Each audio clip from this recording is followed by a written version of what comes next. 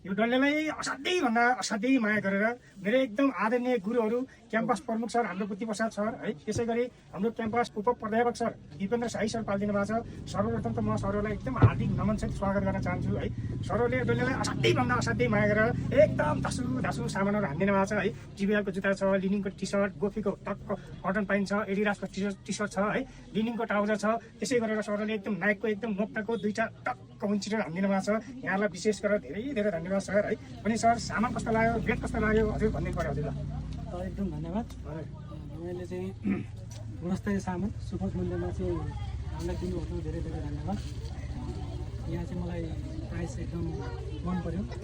सबै दाजुलाई यहाँ आइदिनु धेरै धेरै धन्यवाद सर। धन्यवाद खैरेनजी।